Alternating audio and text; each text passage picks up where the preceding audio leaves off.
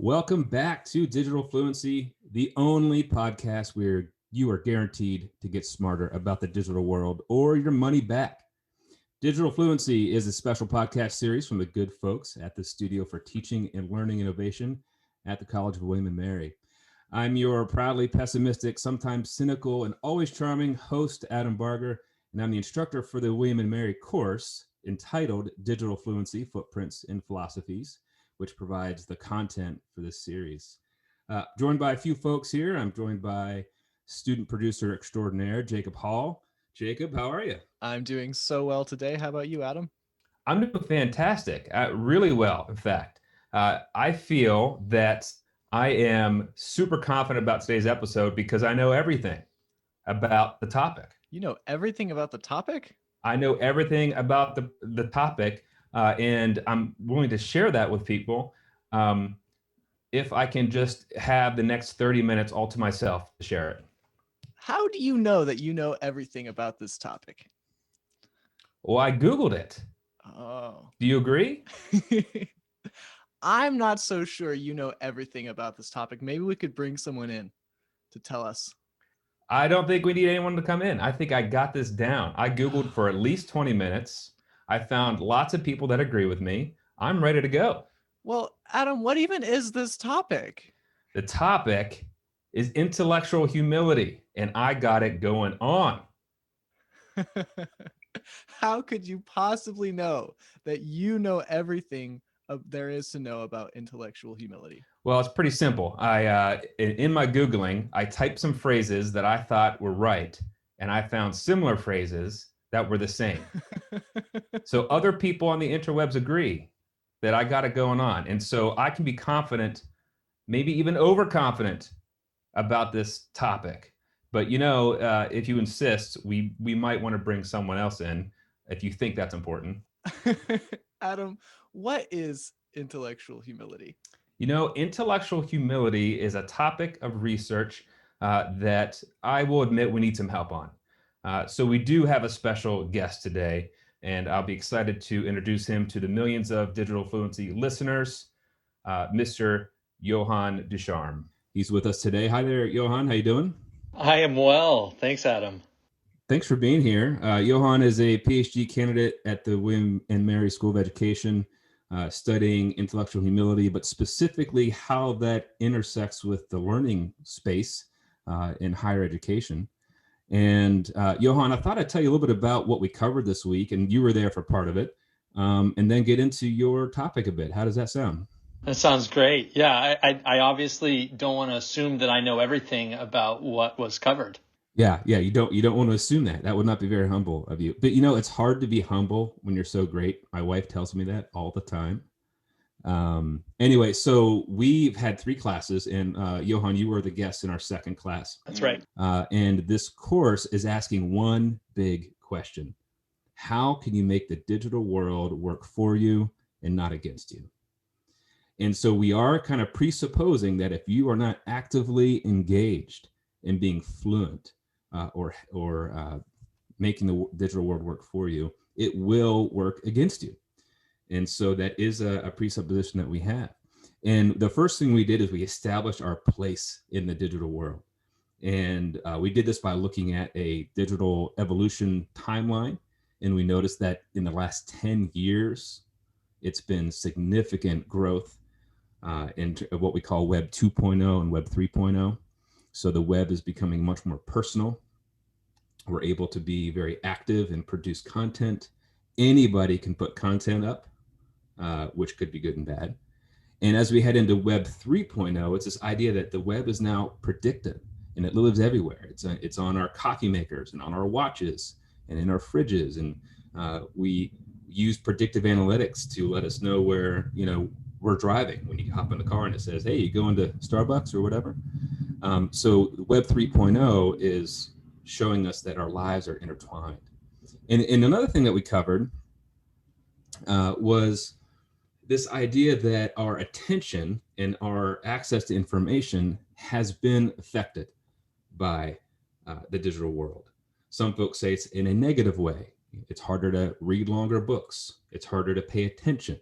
It's harder to follow long trains of thought. because we're in this instant world and access to information. But along with that, we really emphasize this idea that just because you have access to a lot of information doesn't mean you're smart. It doesn't mean that you're fluent. Yet we sometimes feel that we know a lot about a topic because of where we live on the web. And so the idea here is pretty important, I think, for digital fluency. And that is, if you are going to navigate the digital world, you have to be humble and you have to be curious, and you can't assume you know it all, like I was trying to assume a bit earlier. So that's kind of where we ended the week. We spent a little bit of time looking at specific applications in Web 3.0 and how it intersects with us. We did a one-day inventory where we looked at where we intersect with the digital world just in the 3 hours before class. And we all had lists of 9, 10, 11, 12 interactions. And so we are firmly in place in the digital world.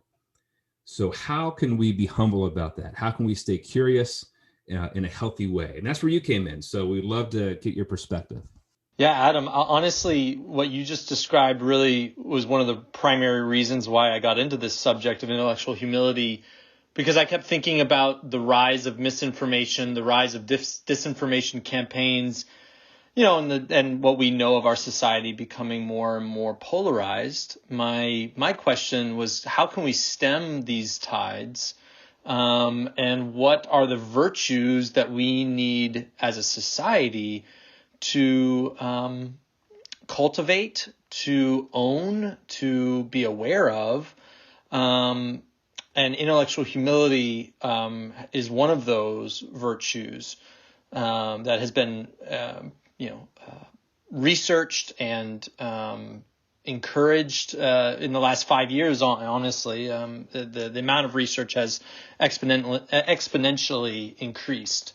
So I'm right in line with what you're sharing about the course and its overarching question. So what drew you to this topic? Because when I first came to this topic, I said, wow, we could plug this in anywhere. It's truly an interdisciplinary idea. And especially in the university, you have a lot of very confident folks, and you have students like Jacob who are accomplished and very smart, and they're in, what are you in, Jacob? Biochemistry? What was that class? Organic chemistry. Like that takes some serious brain power. And so we live in a very intellectual kind of space, right? So that's why I was interested in it. But what kind of brought you to it? Yeah, so I guess the idea of humility first is the one that initially got me into this conversation, and especially as it relates to my dissertation and why I chose to study this. Intellectual humility is a subdomain of humility, and I think that that's an important point to put out there first. And I would say the research and philosophers and psychologists have been in a very large debate about whether or not humility is a virtue at all, and whether it's compatible. Are those two ideas compatible? Because and this is where it gets interesting as far as ancient literature, modern literature. The notion of humility has a pretty checkered history. Most definitions of humility are ill-suited to consider it squarely a virtue worth wanting, as you think about religious humility, or this idea of self-loathing or self-abasement or a low regard for one's self-worth. Or if you're more philosophically inclined and you want to understand a little bit more of humility from a philosophy standpoint, having a distorted or paradoxical or irrational view of your relationship to your accomplishments and how you understand when you've accomplished something and whether or not that it is humble to own those accomplishments, really. So this is the problematic version of humility as a virtue that many philosophers and psychologists have tried to overcome. And so I just want to start out by saying that I think it's important to reject a dictionary version of humility, which is kind of this idea that you're thinking lowly of yourself, and that's all that matters as it relates to being humble. And so I want to start out with a more accurate or a more virtuous definition of humility itself and start there. And so what a few researchers have put forward is that humility itself is a very complex idea, but that it can be distilled into two things. One, having a low self-focus, not a lowly version, no lowly perspective of yourself, but a low self-focus and a high other focus. And that those two, done in tandem, in perfect tension with each other, is demonstrating humility. But Johann, I have a question there. Sorry to interrupt you.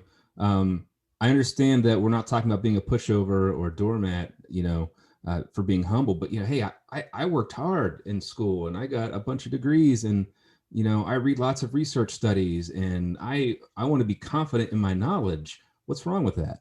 Yeah, there's honestly nothing wrong with it, except for the fact of whether or not you have what I would call intellectual empathy to balance it.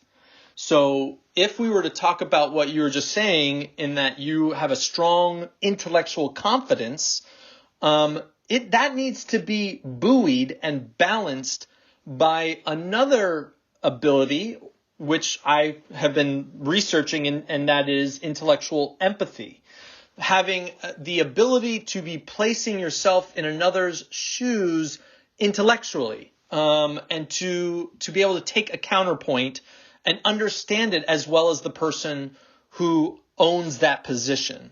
So this is where intellectual humility is important, because I as I'm researching it and as I'm coming to a theory of this in education, intellectual humility is a perfect tension of both intellectual confidence as well as intellectual empathy.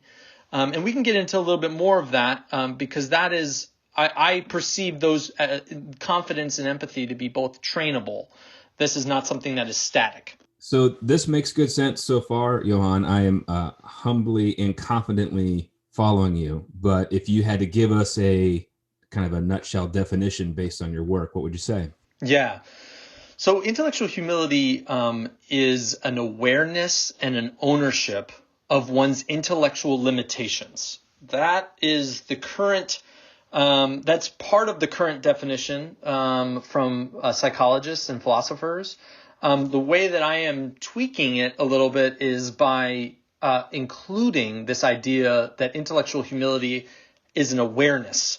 Many individuals will say, okay, you just are owning your intellectual limitations, but I think it's important to start from the posture of being aware of what you don't know. And so that's where I'm putting in my own fingerprint on this. And then the second thing that I'm putting on this is that intellectual humility is something that's trainable. People are trying to understand, psychologists are trying to understand, is this something that's static or is it malleable? And if so, how do you train for it? And that's something that my research right now is starting to uncover. For instance, that makes good sense.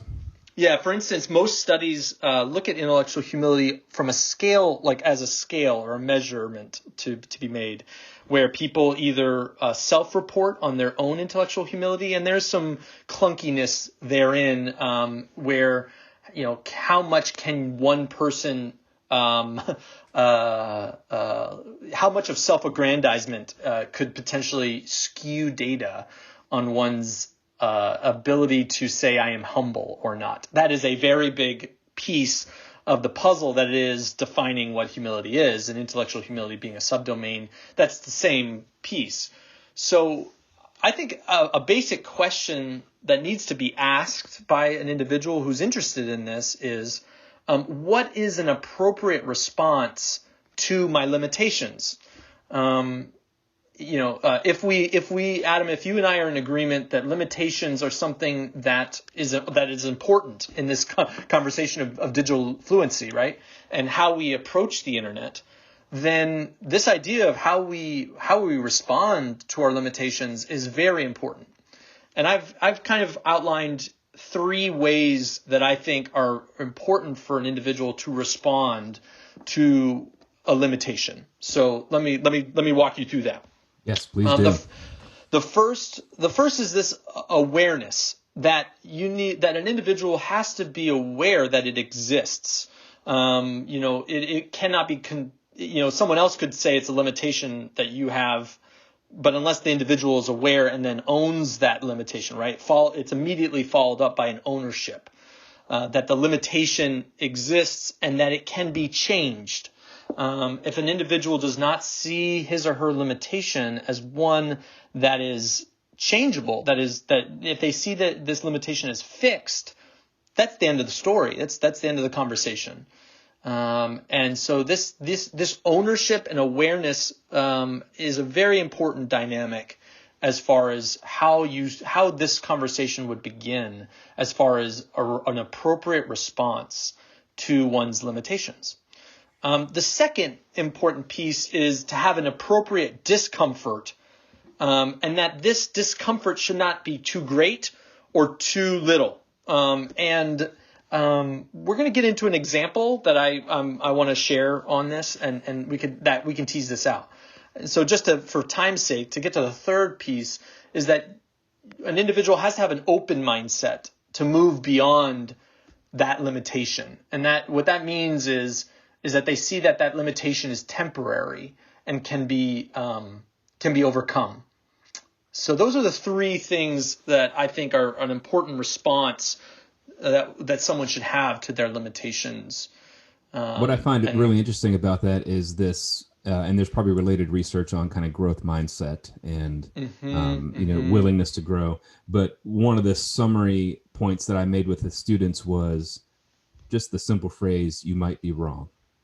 You might be wrong. And I recognize from your summary that it goes beyond that to also having curiosity and being willing to seek out truth or seek out new knowledge. But starting with this idea that you might be wrong is actually pretty radical in the digital world, because anybody can Google anything. Right. And I should quit picking on Google. They can Bing anything. So for the 4 people out there that use Bing, you can be happy now. Yes. You can plant some trees. Yeah, you can find whatever you're looking for. Is an oversimplified way of the digital world, because not only are there echo chambers that are formed through things like social media and your how you do your searches and the folks you interact with. That's a separate topic that we'll get into down the road. But it's this idea that you can find evidence for just about anything. And so we have this over-reliance on data. And my colleagues in the natural sciences won't like this, but this idea that scientific data or empirical data is the end-all, be-all of knowledge is not a healthy perspective from my perspective. And so the idea that you might be wrong, even if you have some good reasons to think you're right, I think is still healthy.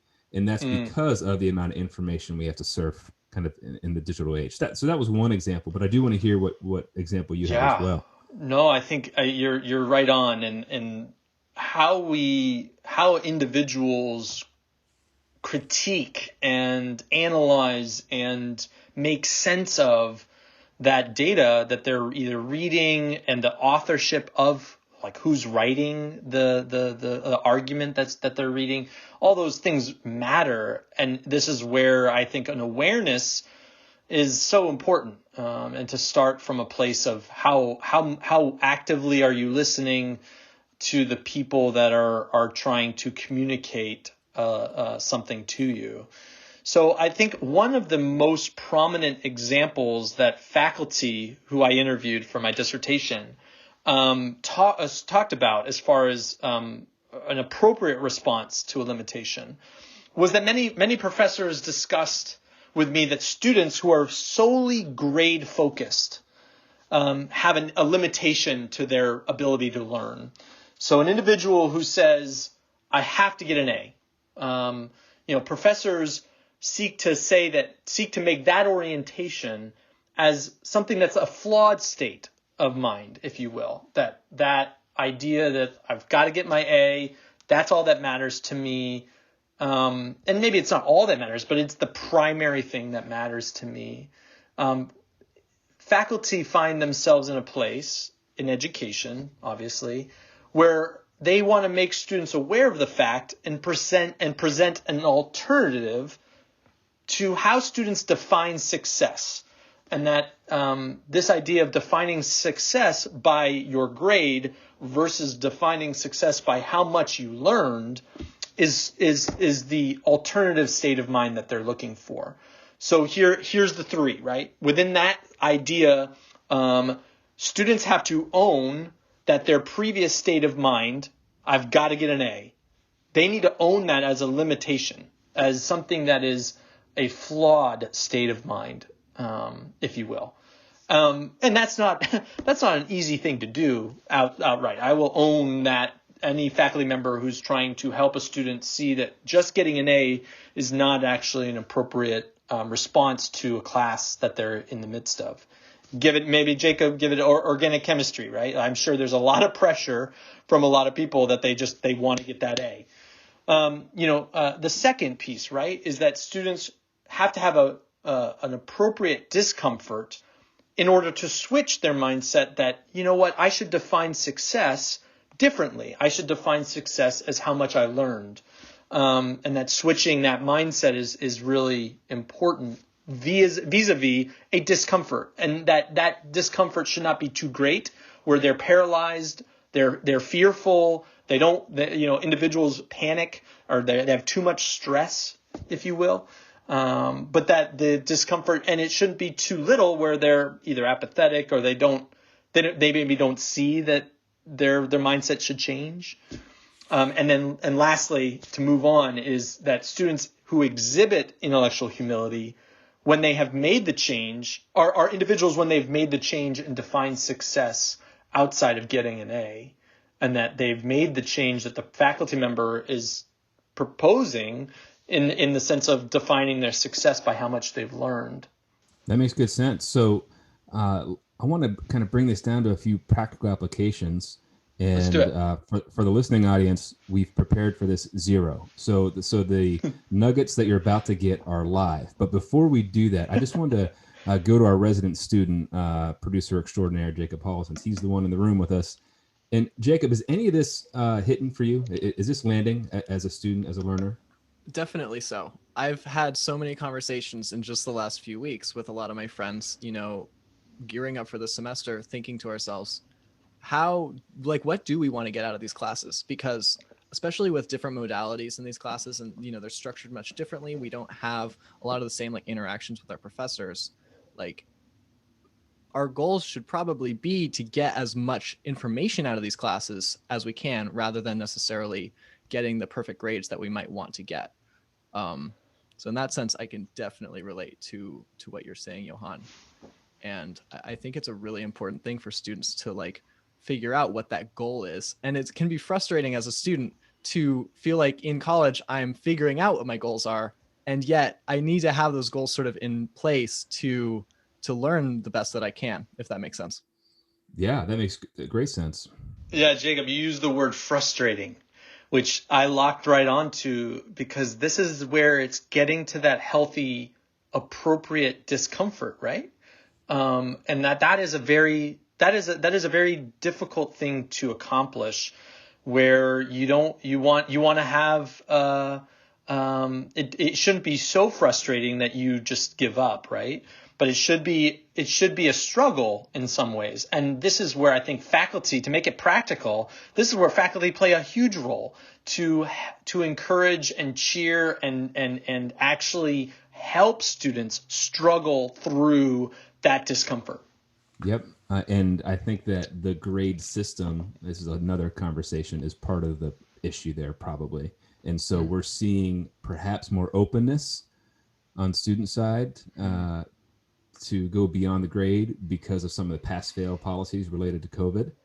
And True. so that'd be an interesting rabbit trail. So let's I really like doing things in three. So let's see if we can come up with three takeaways, Johann. And again, this is on the fly. And I'll do the first one to give you a few seconds to brainstorm here. So here's one that I got from our conversation here and in class. And that is, to have appropriate intellectual humility in the digital age, you should seek out all aspects of learning, not just the graded aspects. Seek out all aspects of learning. So you can leverage the interwebs and the Google and the Bing to go beyond perhaps what is required and broaden your horizon. So seek out all aspects of learning. How's that for number one?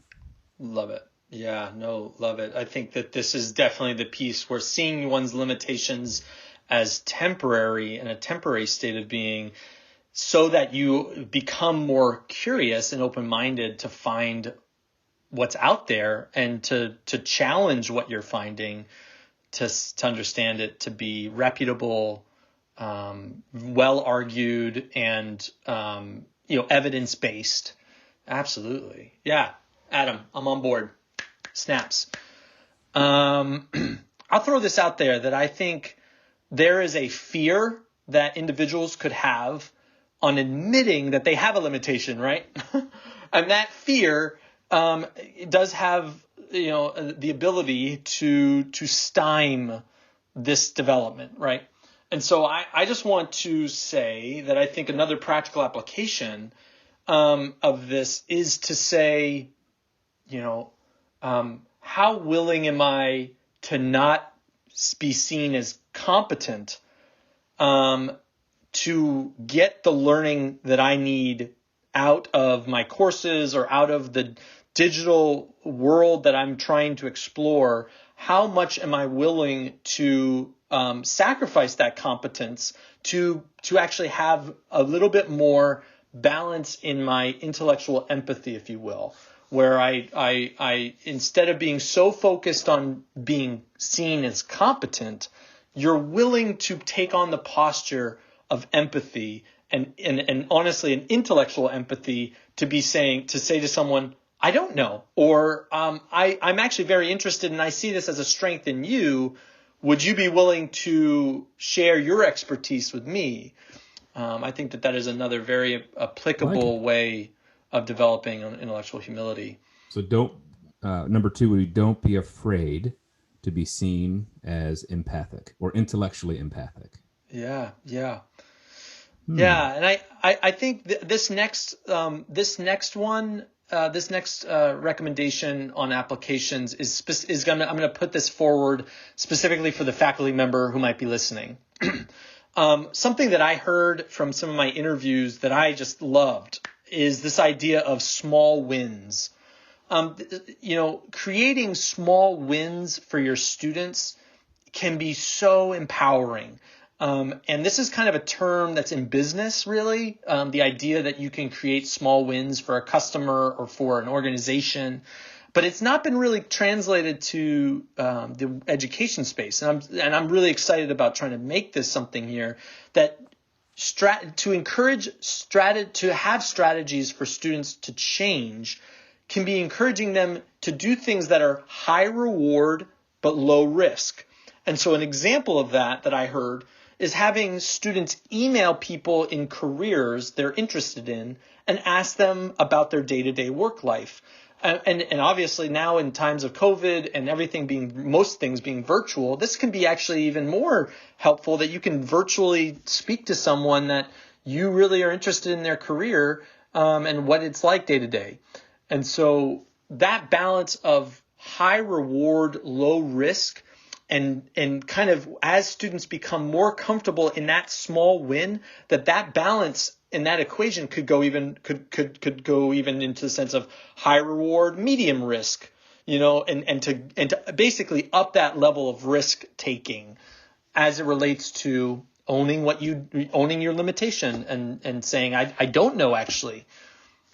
Yeah, I like it. So as we bring this train to a stop here, so we would say, if you want to exercise your intellectual humility or intellectually humble muscle in the digital world, one, seek out all aspects of learning. Don't be tied to one track, for example, the grade.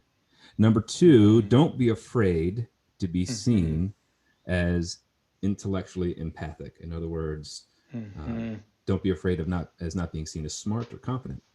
And finally, seek out small wins for changes in perspective, because when you can own the need for a change in perspective, you can then learn from that. So I think those are three really good practical tips. Johann, thank you for. I think we figured it all here. out. I don't think I think there's nothing left to know. There's nothing left. I think I know there's.